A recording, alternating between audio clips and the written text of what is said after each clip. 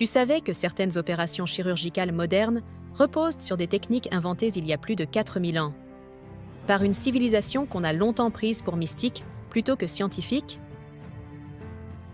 Aujourd'hui, on va parler de la médecine de l'Égypte ancienne. Pas celle des films, pas celle des malédictions et des incantations, mais celle qui a ouvert le corps humain, observé, noté, comparé, et qui a posé les bases de ce que tu appelles aujourd'hui la médecine moderne. À la fin de cette vidéo, tu verras autrement les hôpitaux, les diagnostics, la chirurgie. Tu comprendras ce que la médecine contemporaine doit à l'Égypte. Et surtout, ce qu'on a choisi d'oublier. Reste bien jusqu'au bout, parce que certaines découvertes ont été volontairement effacées de l'histoire. Imagine l'Égypte ancienne. Pas les pyramides, pas les pharaons. Imagine une salle blanche, éclairée par la lumière du Nil. Un homme penché sur un corps vivant. Il observe, il palpe, il interroge le patient. Il note mentalement les symptômes. Puis il tranche, pas avec une prière, avec un diagnostic. Contrairement à ce qu'on t'a toujours raconté, la médecine égyptienne n'est pas née de la magie. Elle est née de l'observation. Et ça, on le sait grâce à un document exceptionnel, un papyrus que très peu de gens connaissent vraiment. Le papyrus Edwin Smith. Ce texte date d'environ 1600 avant notre ère, mais il est la copie d'un savoir encore plus ancien, probablement vieux de 1000 ans de plus. Et ce papyrus n'a rien de mystique. Il décrit 48 cas médicaux. Des blessures réelles, des fractures du crâne, des plaies ouvertes, des lésions de la colonne vertébrale. Chaque cas suit exactement la même structure. Examen du patient, diagnostic, pronostic, traitement. Écoute bien cette phrase, parce qu'elle change tout. Les médecins égyptiens classaient les maladies en 3 catégories. Je traiterai, je lutterai contre, ou je ne traiterai pas. Autrement dit, ils reconnaissaient les cas incurables. Ça, c'est une pensée médicale moderne, pas religieuse, pas magique, scientifique. Dans certains cas, le médecin écrit noir sur blanc que la blessure est trop grave, que le patient va mourir et qu'il ne sert à rien d'intervenir. Aucune prière, aucun rituel, juste une conclusion clinique. Et pourtant, ce papyrus est rarement mentionné dans les manuels scolaires. Pourquoi? Parce qu'il contredit un récit bien ancré. Celui qui dit que la science médicale commence avec la Grèce antique, avec Hippocrate, avec Galien. Sauf que ces hommes ont étudié en Égypte. Hippocrate lui-même reconnaissait l'avance médicale des Égyptiens, Platon aussi. Mais dans l'histoire racontée plus tard par l'Europe, l'origine devait être grecque, plus confortable, plus proche, plus acceptable. Et l'Égypte est devenue un décor exotique, pas une source de savoir. Mais continuons. Parlons chirurgie. Parce que oui, les Égyptiens opéraient. Ils utilisaient des scalpels en cuivre, des pinces, des aiguilles, des sutures. On a retrouvé des traces de points de suture sur des momies, des fractures parfaitement réduites, des os alignés avec précision. Ils connaissaient l'anatomie. Très bien, grâce à l'embaumement. Pendant des siècles, ils ont ouvert des corps, retiré des organes, observé les nerfs, les muscles, les vaisseaux. Ils savaient que le cœur était central. Ils savaient que le pouls était lié au cœur. Ils savaient que certaines lésions entraînaient des paralysies spécifiques. Dans le papyrus Edwin Smith, un médecin décrit une blessure à la tête. Il explique que si le patient ne peut plus parler, c'est que la lésion touche une zone précise du cerveau. Ça, c'est de la neurologie. 4000 ans avant l'IRM. Mais attends, ce n'est que le début. Les Égyptiens pratiquaient aussi la médecine préventive, hygiène, régime alimentaire, exercice. Les prêtres médecins recommandèrent de se laver régulièrement, de changer de vêtements, d'éviter certains aliments à certaines périodes. Le Nil apportait des maladies. Ils l'avaient compris. Ils observèrent les saisons, les épidémies, les corrélations. Ils ne connaissaient pas les bactéries, mais ils connaissaient leurs effets. Et maintenant, parlons d'un sujet qui surprend toujours. La contraception. Oui, il y a plus de 3000 ans, des femmes égyptiennes utilisaient des méthodes contraceptives. Documentées, écrites, précises.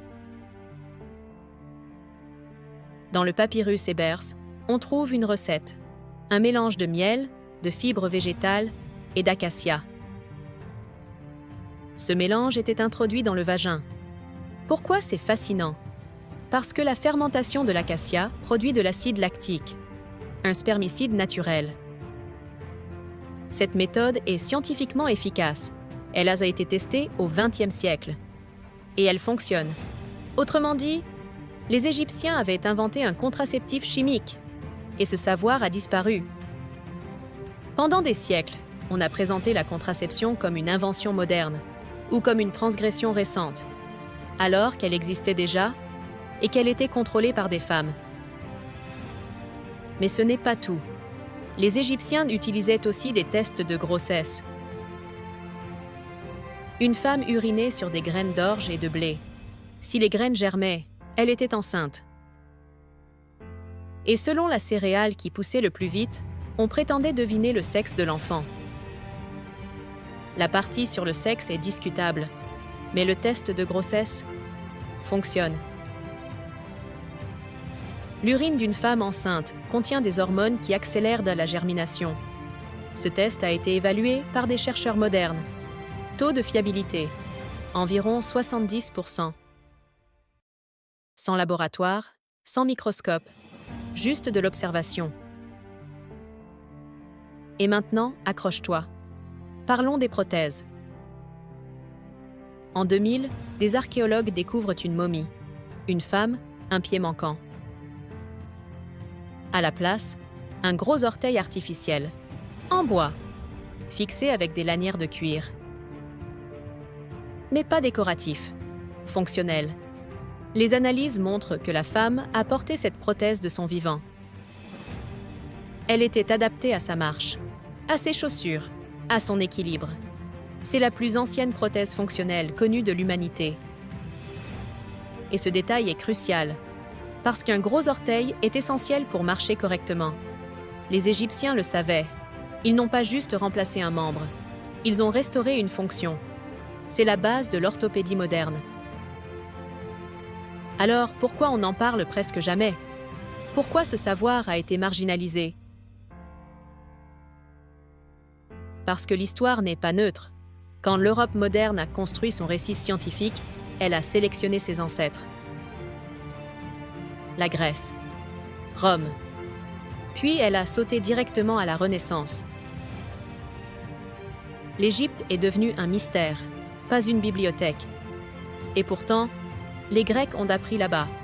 Hippocrate a étudié les textes égyptiens, Galien aussi. Mais leurs successeurs ont simplifié l'histoire. Ils ont effacé les intermédiaires. Et ce n'est pas un hasard. Reconnaître l'avance scientifique de l'Égypte, c'est reconnaître que l'Afrique a été un centre majeur du savoir, bien avant l'Europe. Et ça, pendant longtemps, ça dérangeait. Mais il y a encore plus troublant. Les Égyptiens utilisaient aussi des analgésiques, des plantes, de l'opium, de la mandragore. Ils savaient soulager la douleur, parfois même endormir partiellement le patient. Ils connaissaient les doses, les risques, Ils avaient une éthique médicale. Le médecin prêtait serment à Maat, l'ordre, l'équilibre, la vérité, soigner sans nuire, maintenir l'harmonie. Ça te rappelle quelque chose? Le serment d'Hippocrate. Encore une coïncidence? Et attends. Parce qu'il y a un domaine où leur avance était presque effrayante. La psychologie. Les Égyptiens reconnaissaient des troubles mentaux. Ils parlaient de tristesse profonde, de perte de volonté, de maladie de l'âme, pas comme une possession, mais comme un déséquilibre. Ils associèrent le corps et l'esprit. Ils traitèrent les deux, musique, parole, repos, plantes, une approche holistique, très moderne.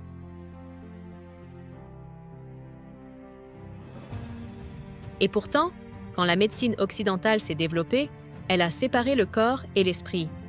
Pendant des siècles. Encore un savoir perdu. Ou oublié. Volontairement. Et ce n'est pas fini. Parce que ce que je ne t'ai pas encore dit, c'est que certains textes médicaux égyptiens sont toujours mal traduits. Ou non traduits. Ils dorment dans des musées, dans des réserves. Et certains chercheurs pensent qu'ils contiennent encore des connaissances qu'on n'a pas totalement comprises. Alors, pose-toi la question. Et si l'histoire de la médecine était incomplète? Et si ce qu'on appelle progrès était parfois une redécouverte?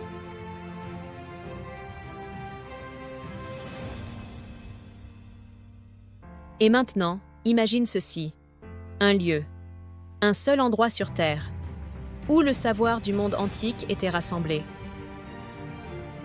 Pas un mythe, pas une légende, une réalité. La bibliothèque d'Alexandrie. Des milliers de rouleaux, des traités de mathématiques, d'astronomie, de médecine, des textes venus d'Égypte, de Grèce, de Mésopotamie, d'Inde. Et au cœur de tout ça, la médecine égyptienne. Alexandrie n'était pas seulement une bibliothèque, c'était un centre de recherche, un hôpital, une université avant l'heure. On y disséquait des corps humains, officiellement, légalement. Ce détail est essentiel, parce que pendant des siècles, en Europe, la dissection humaine sera interdite, considérée comme impie, sacrilège. Mais à Alexandrie, au IIIe siècle avant notre ère, on ouvre des corps pour comprendre, pour apprendre, pour transmettre. Hérophile, Érasistrate. Ces noms te disent peut-être quelque chose. Ils sont considérés comme les pères de l'anatomie. Mais ce qu'on dit moins souvent, c'est qu'ils travaillaient en Égypte, sur des bases égyptiennes, avec des savoirs accumulés depuis des millénaires. Hérophile décrit le cerveau comme le centre de l'intelligence, pas le cœur. Une révolution.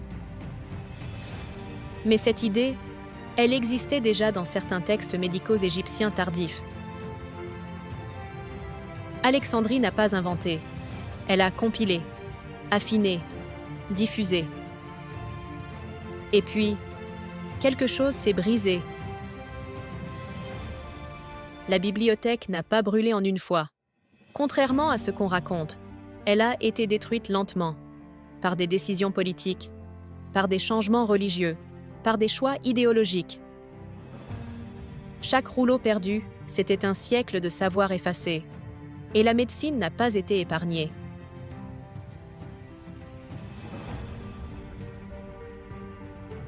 Quand Rome devient dominante, la pratique médicale change. Elle devient plus pragmatique, moins expérimentale.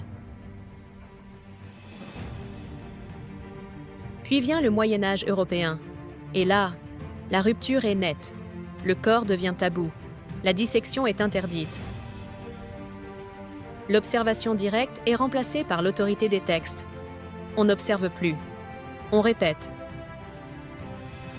Galien devient une référence absolue, même quand il se trompe. Et pourquoi se trompe-t-il? Parce qu'il disséquait des animaux, pas des humains. des erreurs anatomiques évidentes vont être enseignées pendant plus de 1000 ans. Pendant ce temps, les textes égyptiens dorment ou disparaissent. Et pourtant, le savoir ne meurt jamais complètement. Il se déplace. Il survit ailleurs. Dans le monde arabo-musulman, à partir du 8e siècle, les savants arabes traduisent grec, romain, mais aussi égyptien. Beaucoup de textes attribués aux Grecs sont en réalité des synthèses de savoirs plus anciens. Avicenne, Rhazès. Ces médecins redécouvrent l'observation clinique, les diagnostics différentiels, la pharmacologie. Ils parlent de contagion, de quarantaine, d'hygiène, des idées qui rappellent étrangement l'Égypte. Mais quand l'Europe redécouvre ces textes à la Renaissance, elle regarde encore une fois vers la Grèce. Pas au-delà.